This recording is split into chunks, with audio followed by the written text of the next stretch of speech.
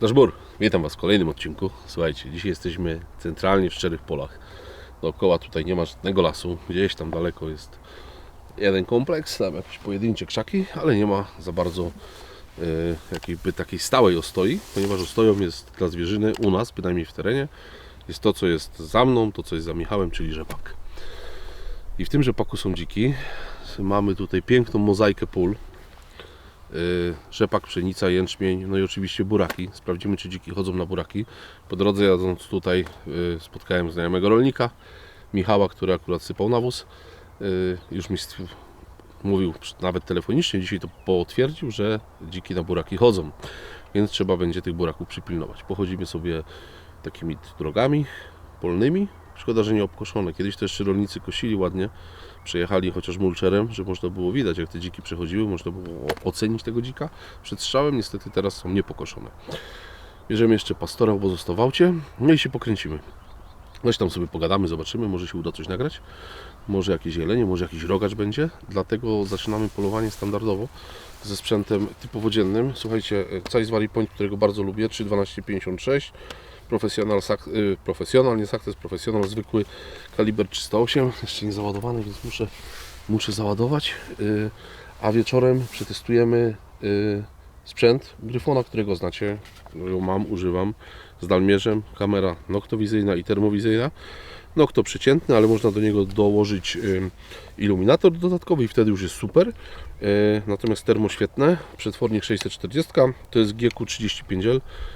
Już w paru odcinkach był, dzisiaj go sobie wziąłem, na razie go zostawimy w aucie, nie będziemy go brać, nie będziemy z termo chodzić, wykorzystamy lornetkę, a później wracając, idąc na uprawę buraków, tu jest jedna, druga, trzecia, chyba 4 pola z burakami tutaj mamy, to weźmiemy już termo. Natomiast przerzucimy na Waszą prośbę, tak naprawdę, przerzucimy celownik z Zeissa Varipointa na nowego Thundera, Thunder 2.0 TH35P od Hika.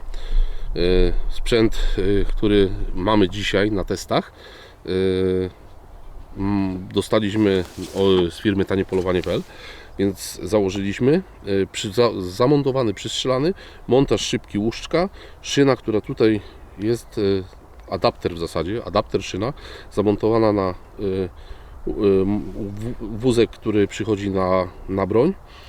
Jest uniwersalna, kompatybilna z Thunderami wszystkimi, ale również z celownikiem Cheetah.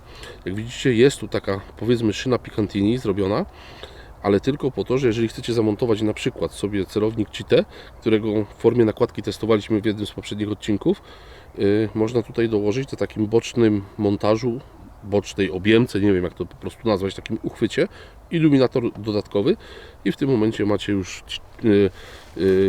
Cheetah z Hika doświetloną naprawdę świetnie. Co jest fajnego? Bardzo mały celownik. Wszystkie, że tak powiem brzydko, bebechy w nim są z Falcona FH35, czyli ci co mają Falcona, ci co znają FH35. Obraz jest no naprawdę niezły. Gabarytowo celownik mały. To jest pierwsze, gdzie mogliście go obejrzeć, to na naszym odcinku z Iwy. Wersja dobra cenowo. Słuchajcie, on kosztuje w detalu 11 600 zł. Do tego oczywiście trzeba doliczyć koszt montażu. Przetwornik 324 na 288, powiększenie wyjściowe optyczne, tak jak w Falconie, 3,3. Dosyć wąskie pole widzenia, bo chyba około 13 metrów na 100 metrów.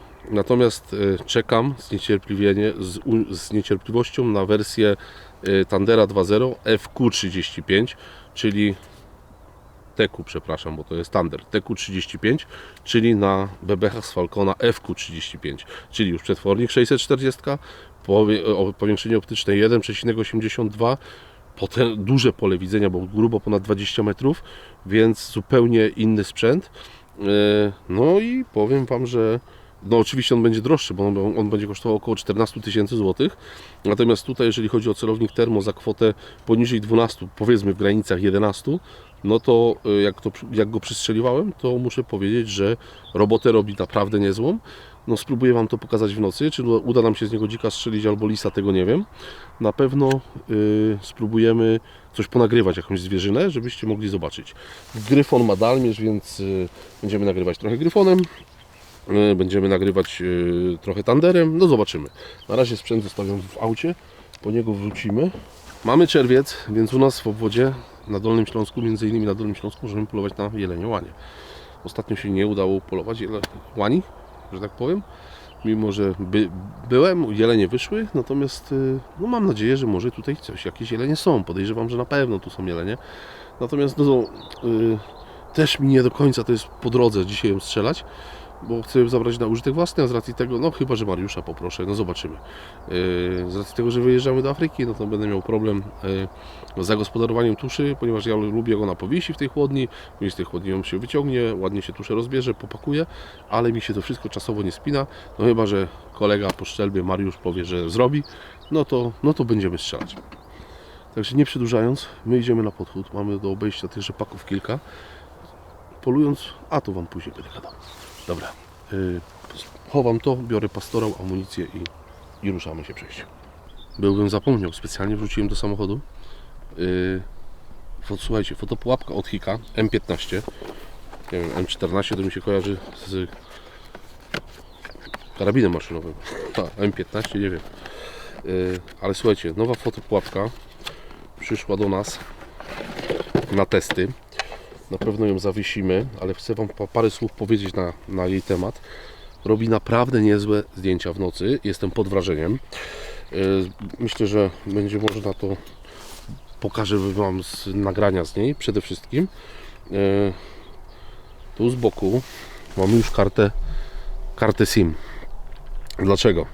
Dlatego, że tu jest troszeczkę inne rozwiązanie i to rozwiązanie jest na tyle innowacyjne, że chyba, nie wiem czy są takie fotopułapki, nie znam się na tym, dokładnie nie znam wszystkich produktów na rynku, ale ja do tej pory nie słyszałem o fotopułapce, która działa bez karty SIM telefonicznej.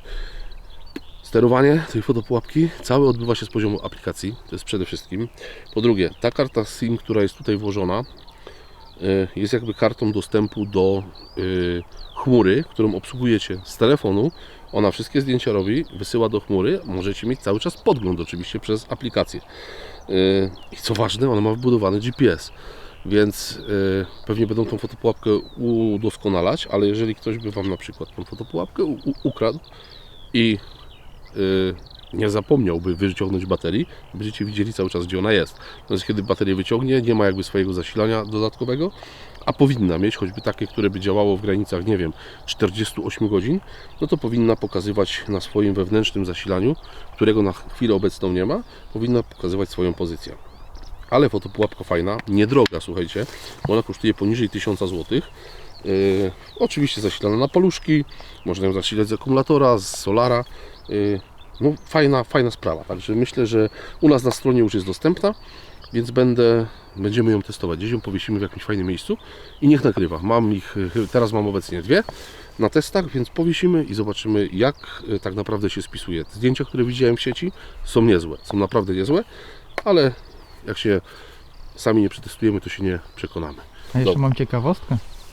Jest taka funkcja w niej, że jak się ją aktywuje przez telefon, to ona jakby należy tylko do jednego konta. Aha. Czyli nie można ją użytkować z innego po prostu konta. No to czyli jak nawet ją ktoś zwinie, to i tak nic mu po niej. Aha, oczywiście to wysyłanie do chmury jest płatne, tak? Także można to zapłacić na razie w formie PayPala.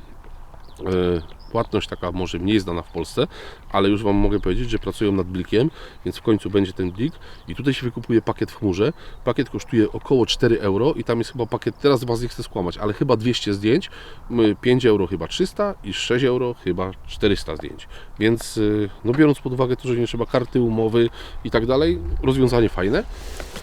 Także jak ktoś szuka fotopułapki, no to jak najbardziej można się Higmicro zainteresować, a tutaj o aplikację, która działa. Oczywiście trzeba sobie ją ściągnąć. Słuchajcie, ja Wam nie będę pokazywał. Jak będziemy robić osobny odcinek z tej fotopułapki, no to Wam wtedy pokażę, jak to wygląda. Antena jest w komplecie w środku.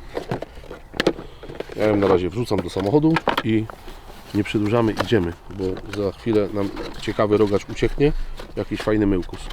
Dobra, teraz to już pakuję się, biorę pastorał i ruszamy.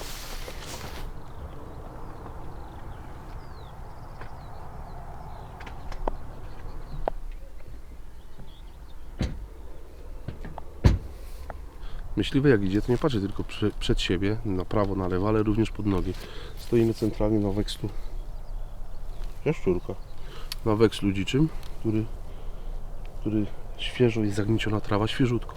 Ewidentnie te dziki tutaj przechodzą. I tutaj widać przepiękne przejście, jak trawa jest położona w tą stronę, więc pewnie gdzieś sobie wracały, bo gdzieś tu na pewno leżą na 100%. Idziemy za rzepak, zobaczymy co jest z drugiej strony.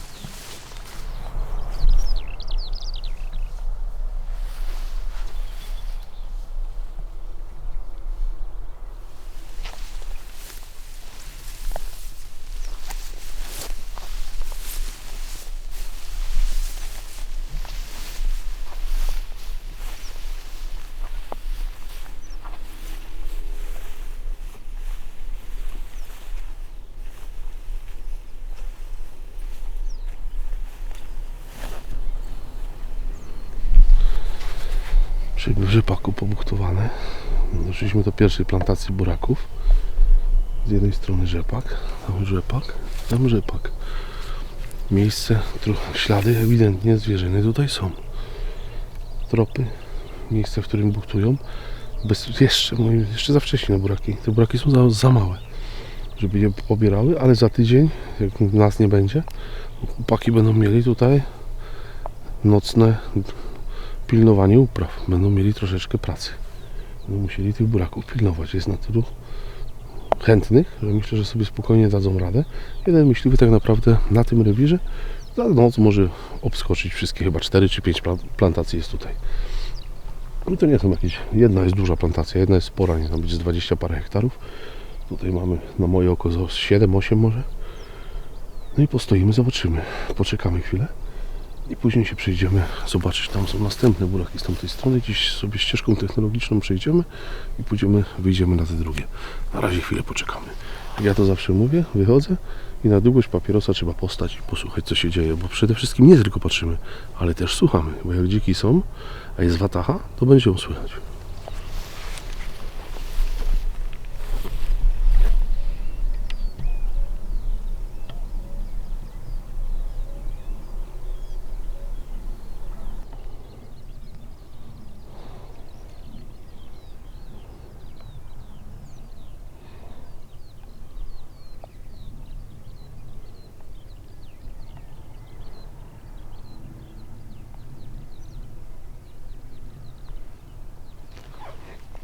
Tak naprawdę stoimy sobie w jednym miejscu. Tam daleko wyszedł jeleń z rzepaku i żeruje sobie. Po prawej stronie tutaj mamy sarnę. Wystarczy stanąć, chwilę poobserwować i już wszystko widać. Także lornetka, bez lornetki się polować praktycznie nie da. Podziwiam ludzi, którzy polują bez lornetki. A my popatrzymy tam co się dzieje.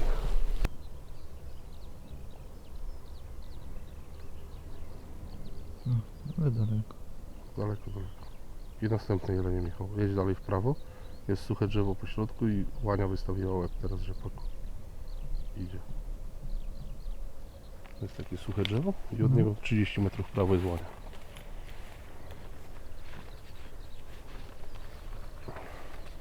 Dzisiaj będzie ruch zwierzyny straszny, bo jest po deszczu i dzisiaj będzie wszystko w ruchu.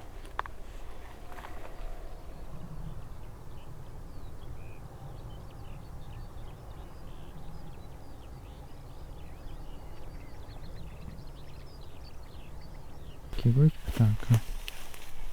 Nie poleciał. Wiesz co? No właśnie widzę. Teraz Wam coś pokażę. Wyszliśmy w pszenicę wzdłuż rzepaku. Ewidentnie widać, że ta pszenica jest zgryziona. Tu jest dowód na to, że są tu dziki. To już jest one po prostu memłają. Nie wiem czemu. Nie ma tutaj jeszcze żadnych kłosów, nic. Ale już ewidentnie sobie na tą pszenicę chodzą. I nie jest to wcale stare, bo jak tutaj podniosłem, to moim zdaniem ma to, nie wiem, z 2-3 dni. Czyli gdzieś tutaj są. są takie podstawowe rzeczy, które staram się Wam przekazać, żebyście zobaczyli, na co uwagę zwrócić. Jeżeli wiecie, że już coś takiego się tu dzieje, dzisiaj padał deszcz, jest po deszczu, więc nawet tropy, jeżeli by były na takiej ziemi odbite, to one będą rozmazane, tak? One będą praktycznie niewidoczne, z reguły to będą tropy stare. Jeżeli byśmy tu przyszli jutro, no to już będzie wiadomo, że będą to tropy świeże i wtedy już możemy te dziki zlokalizować lepiej. Natomiast wszystkie ślady oprócz odbitych tropów dają nam informację, że gdzieś tu te dziki są. Ja jestem przekonany, że one tu są. Spróbujemy obejść, zobaczymy na drugą plantację buraków i gdzieś tu wrócimy.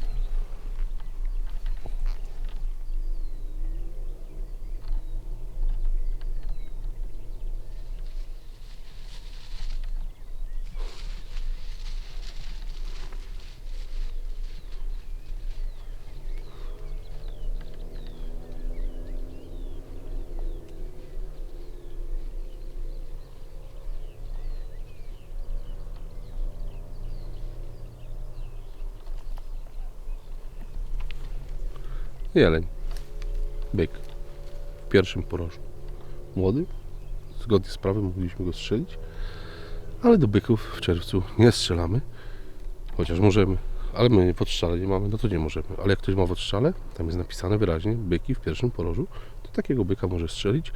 Wybitny na kuchnię. Mój Stasiu by powiedział, że idealny na steki. Idziemy dalej.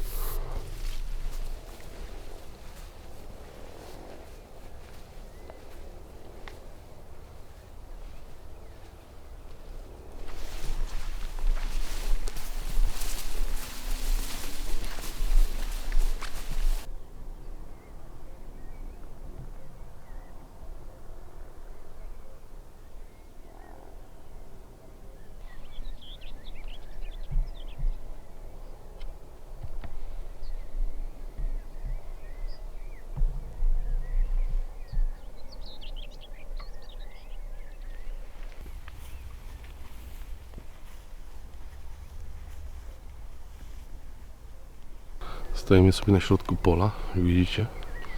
Zwierzyny mnóstwo. Sarny, jelenie. Lisa ciężko zobaczyć. Zboże już na tyle wysokie, gdzieś na burakach jakby był. Dlatego wabik mam ze sobą. Ale stoimy w miejscu, gdzie w tamtym roku, jak tu polowaliśmy z Michałem, nagrywaliśmy też może troszeczkę później. Nie o tej porze roku, parę. Myślę, że może z tydzień, 2 tygodnie później. Nagrywaliśmy też tu polowanie na dziki. Tam daleko, tam gdzie jest teraz rzepak, były buraki, podjeżdżaliśmy z drugiej strony dziki, ja się udało strzelić, zresztą nie jednego. I mówiłem Wam wtedy, że tu by się ambona przydała i cały czas to podtrzymuję, że będę musiał się spiąć i po żniwach tu ambonę postawić. Zrób, na tym rowie może spokojnie ambona stać i ktoś powie, no ale po co ta ambona? Bo tutaj tak naprawdę wiecie, że możemy strzelić 200 metrów, czyli z ambony mamy zasięg jakby 400, 200 w lewo, 200 w prawo, 200 do przodu, 200 do tyłu, więc całkiem niezły promień. Ale przy takim polowaniu jak dzisiaj, przyjechalibyśmy z Michałem tu na ambonę, weszlibyśmy na nią, posiedzielibyśmy, jakby była w miarę wysoka, normalna, powiedzmy 4,5 metra do podłogi. Mielibyśmy całe to pole w zasięgu wzroku i wtedy można zobaczyć, że z tego rzepaku wychodzą, z tamtego wychodzą, i zawsze można podejść, a jeżeli jest już za późno na podchód albo nie mamy ochoty polować z podchodu, można sobie przyjść na drugi dzień i zasiąść na krzesełku gdzieś bliżej, ewentualnie jakąś zwyżkę wolnostojącą przestawić. Tego ambona, zawsze jestem zwolennikiem ambon w polach. Na uprawach leśnych one zarastają bardzo szybko, a w polach to zawsze postoi. I jeżeli jej wiatr nie przewróci albo jakiś ktoś jej nie pomoże, no to będzie stała. My tu nie mamy problemu z tym. Tam mamy ambonę jedną, ale ona jest w dobrym miejscu, ale jest daleko, około 400 metrów, więc powinna moim zdaniem stać tutaj. I trzeba będzie taką ambonę zrobić przy takim rowie. Często będą żerowały sarny, nie na pszenicy, tylko na rowie, na miedzy, a co roku struktura upraw się zmienia. Jak będzie na przykład rzepak tutaj, to dziki z tego rzepaku będą do wody wychodzić do tego rowu. Więc miejsce samo w sobie jest przednie. Dobra, idziemy tam, przejdziemy przez ten wąski pasek rzepaku i wracamy drugą stroną.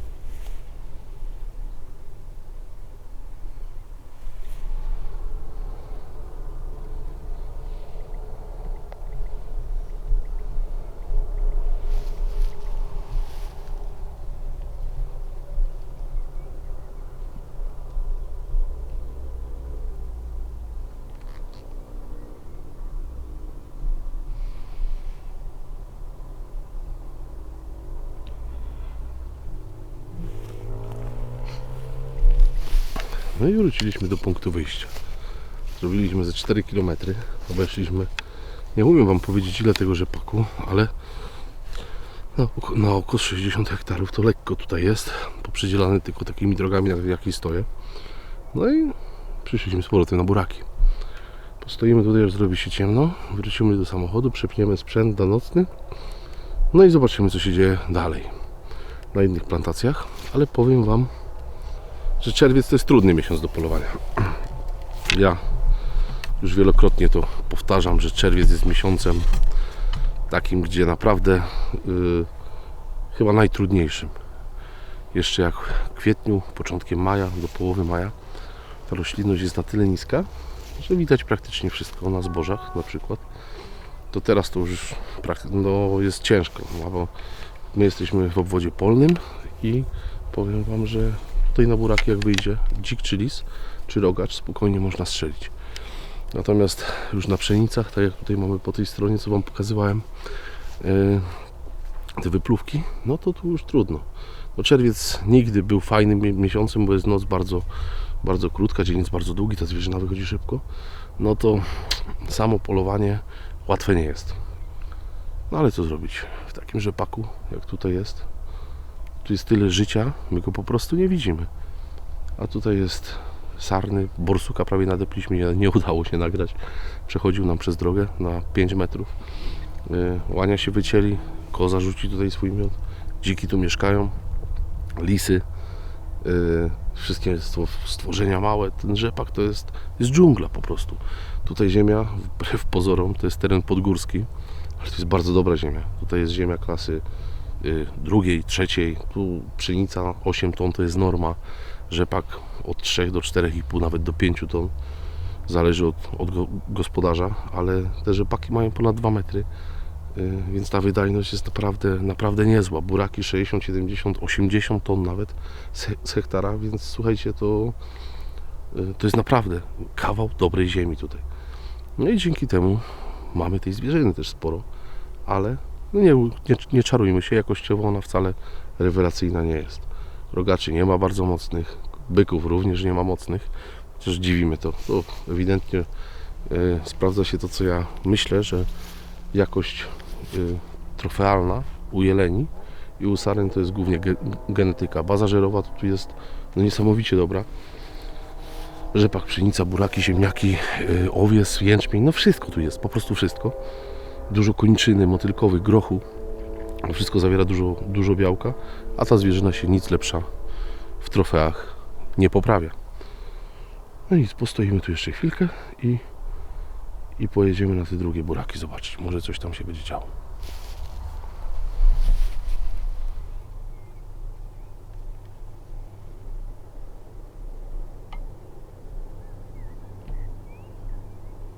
No i nasze polowanie dzienne dobiegło końca. Teraz mieliśmy tu dziki w rzepaku, szły w naszą stronę, tylko słyszeliśmy, jak małe gadają ze sobą i za chwilkę gdzieś tam wiatru dostały i cofnęły się z powrotem do rzepaku. Liczyłem, że może wejdą na te buraki, ale gdzieś szły w tą stronę. Pewnie na tą pszenicę, gdzie te wypluwki były. No nic, słuchajcie, wracamy do samochodu, zmienimy sprzęt, lornetkę zostawimy w aucie. Z broni lunetę Zeissa ściągnę, założymy tandera i pójdziemy zobaczyć na te buraki, które są tam dalej. Mamy jakieś, nie wiem, 300-400 metrów i później mamy kolejną plantację. Jeszcze jedna jest po lewej i jeszcze dwie dalej w stronę lasu. Więc zobaczymy, czy tam nie ma dzików. Na zbożach, jak spotkamy, zlokalizujemy. Będziemy używać gryfona jako lokalizatora, jako spotter do patrzenia. No to wtedy będziemy podchodzić. Zobaczymy, czy się uda. Tak jak udało się podejść dziki, jak byłem sam. No zobaczymy. No, zadanie trudne, ale spróbujemy. Dobra, także idziemy się przepinać i widzimy się już na pilnowaniu typowo pól z burakami cukrowymi.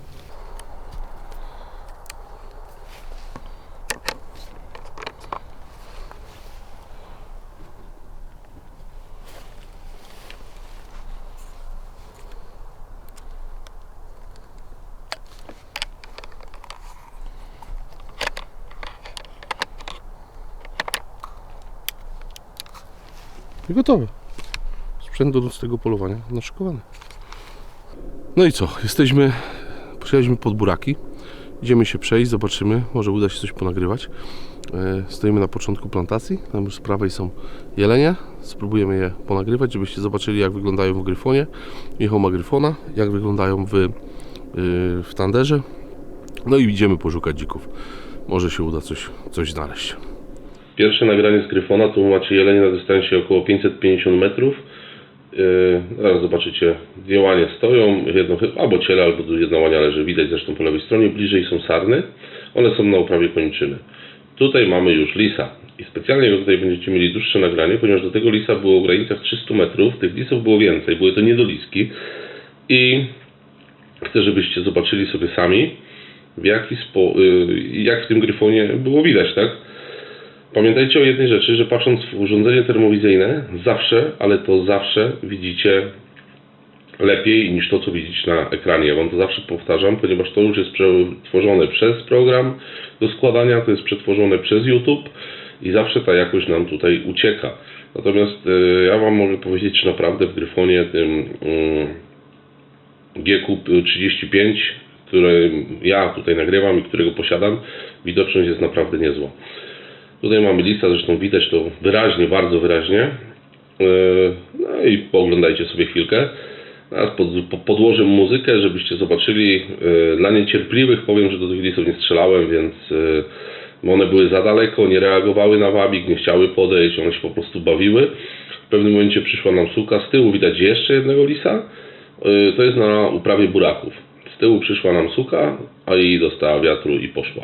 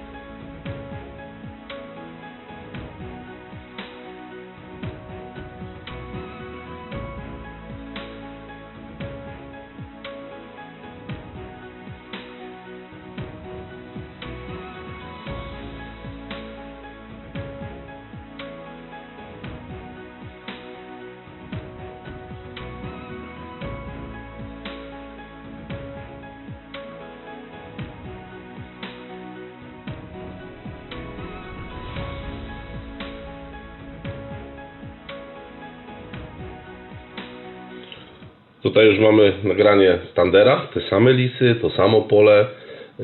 Zacząłem nagrywać tanderem. Co jest ważne, chciałbym, żebyście zwrócili uwagę na jedną rzecz. Na stabilność obrazu, bo to jest nagrywane oczywiście, tander założony jest na blazerze, co widzieliście wcześniej.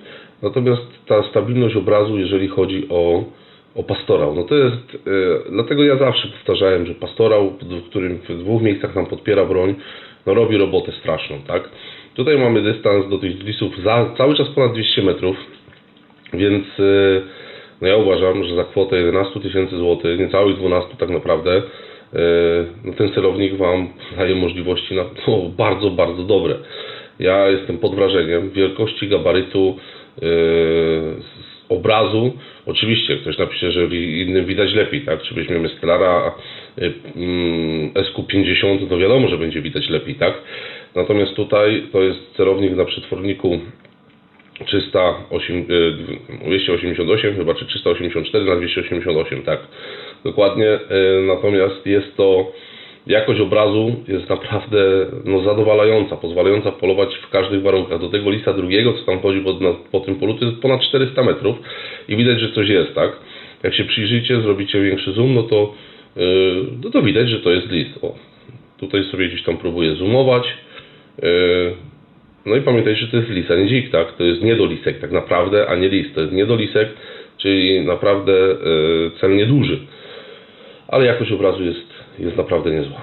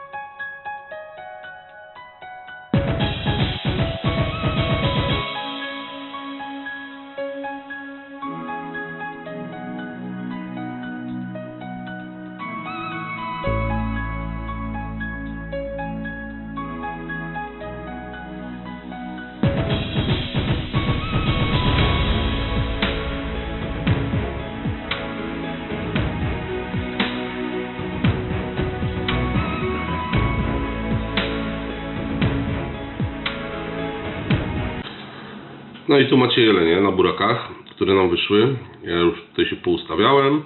Zaraz zobaczycie, tak, do tych jeleni było dystans około 300 metrów. Jeden jeszcze z prawej strony wychodzi z rzepaku.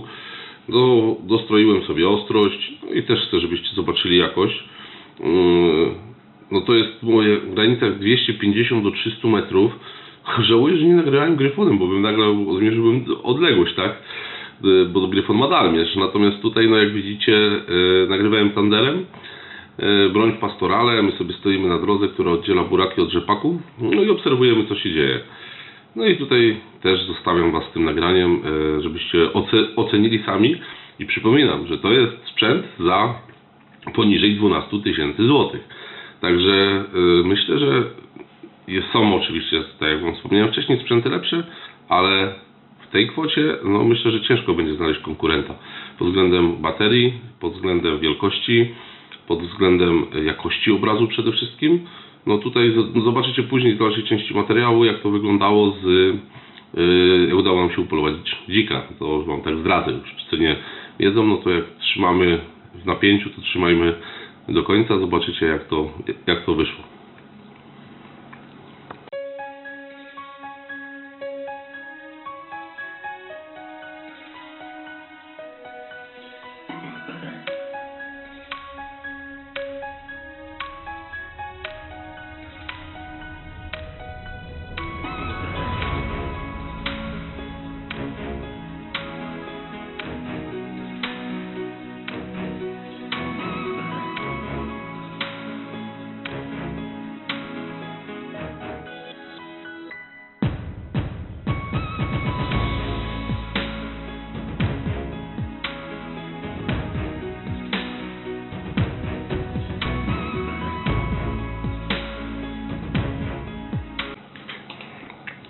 No jest dzik. jest dzik na burakach, dosyć długie nagranie. Tutaj oczywiście nagrywamy go gryfonem.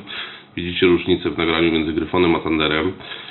Tego dzika było ponad 200 metrów. My później zmieniliśmy ten dystans, zobaczycie tam do 150-160 metrów, ale jak widzicie sami, on idzie cały czas po horyzoncie. Nie ma tutaj kulochwytu żadnego, więc ciężko byłoby tego dzika strzelić. Ale powoli przesuwał się w lewą stronę, tam gdzie chcieliśmy, żeby przesunął się na miejsce, gdzie będzie drugie wzniesienie, że będzie kulochwyt, a my staliśmy na szczycie górki. No i też Was zostawiam z tym nagraniem, ocencie sobie sami jakość. Tu Wam powiem, że to mówię, jest ponad 200 metrów do tego dzika. Będzie widać pięknie pędzel, będzie można rozpoznać płeć tego dzika, więc wydaje mi się, że gryfon się sam broni się po prostu i to się nieźle broni.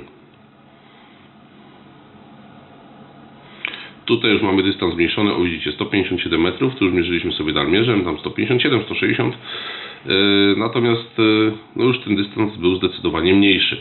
Podeszliśmy bliżej tego dzika, ale cały czas nie było jak strzelić.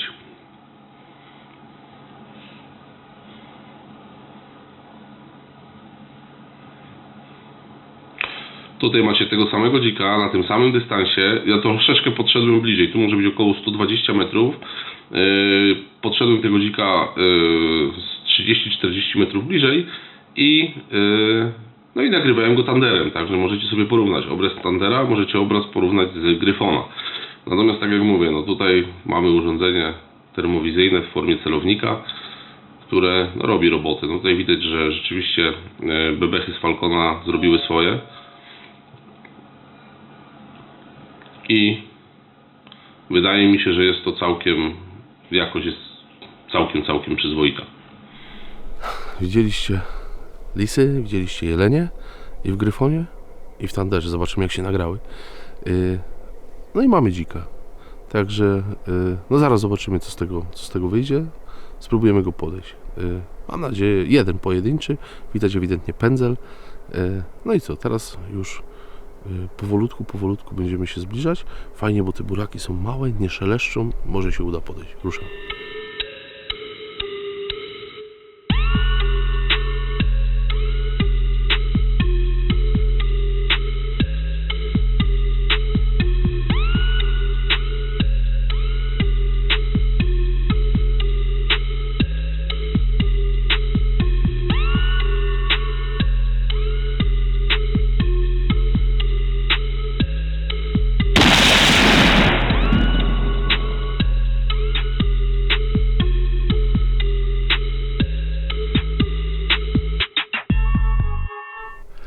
No i co, strzelaliśmy do dzika.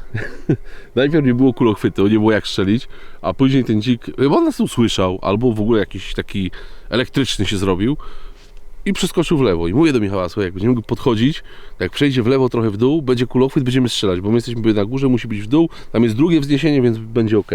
No i co? No i przeszedł tak, biegł, zatrzymał się, znaczy on takim świńskim truchtem, taki był zesztychowany, oddałem strzał. No i poszedł w stronę rzepaku, tak? Także idziemy zobaczyć, gdzie tam wpadł, a ten rzepak jest tak wielki, no zobaczymy, no wszedł do rzepaku. Spróbujemy poszukać farby. Mam ze sobą lampkę, słuchajcie, mam ze sobą lampeczkę Feniksa, zaraz ją odpalimy, tą czołówkę, mam ze sobą C7, mam, czy w aucie została? Mam, super, chusteczka jest do wycierania optyki, C7, odpalamy, mocno świeci. Czołówkę i idziemy szukać naszego dzika.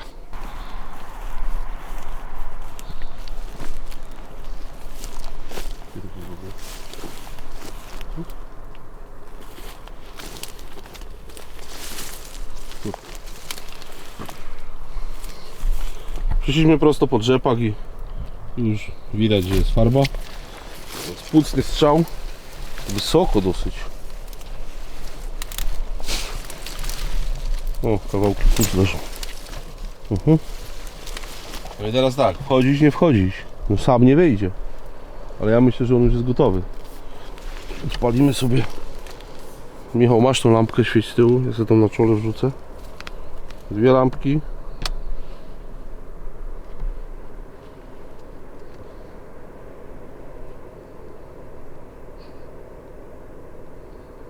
Co ta rozładowana? Już się nie świeci. Super, dobra. Rozładowana. No, żeby była, to trzeba naładować. Zostawimy tu pastora, bo mi do niczego nie potrzebne. I idę. Albo jechać po Borysa.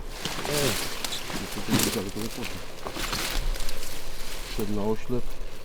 Farby dużo. Wspaniała sprawa.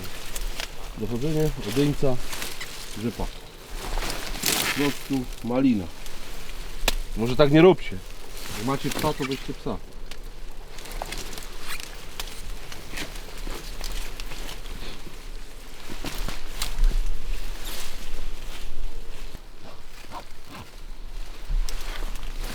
I farby jest bardzo dużo. A to nie?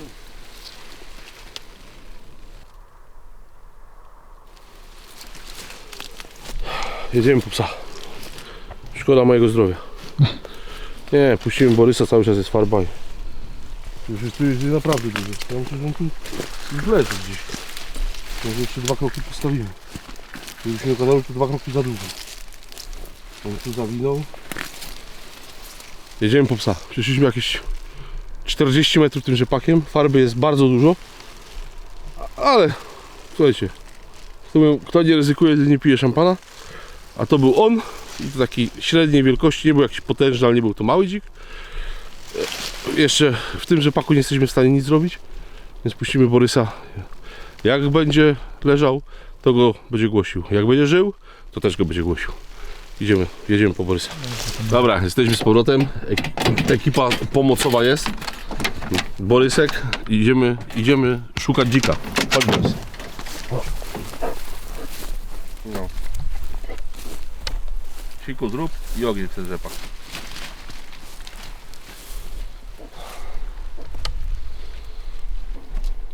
Poczekamy. Zobaczymy, czy żyje, czy nie żyje. Także Michał nagrywa. A my słuchamy.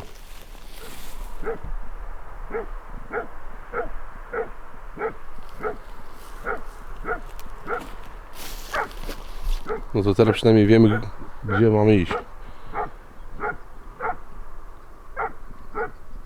No i chyba nie żyje.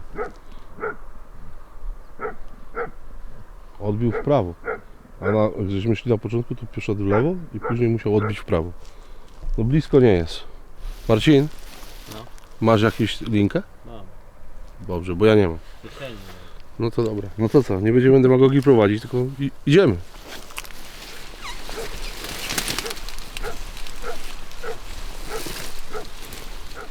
Chodź, pies.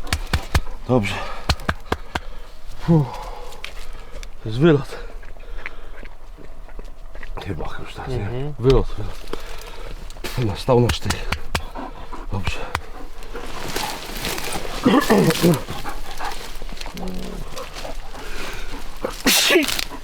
Na zdrowie. Dziękuję. Alergia. Wszyscy w komentarzach piszą na zdrowie. Panowie, udekorować.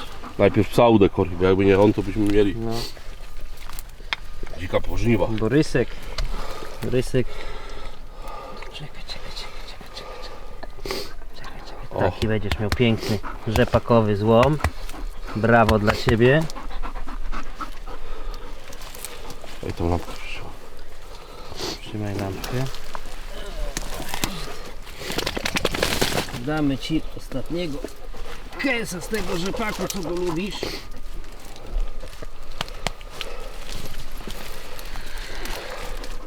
No i co? No. Co ja powiem, no. Gratuluję psu, Psu, tak. a później tobie. Dasz bór. Dasz bór.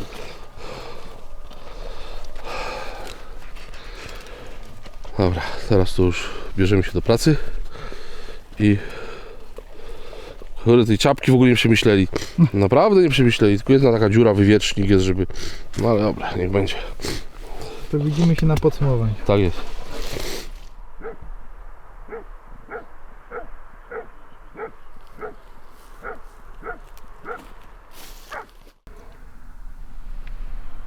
Nasze polowanie dobiegło końca.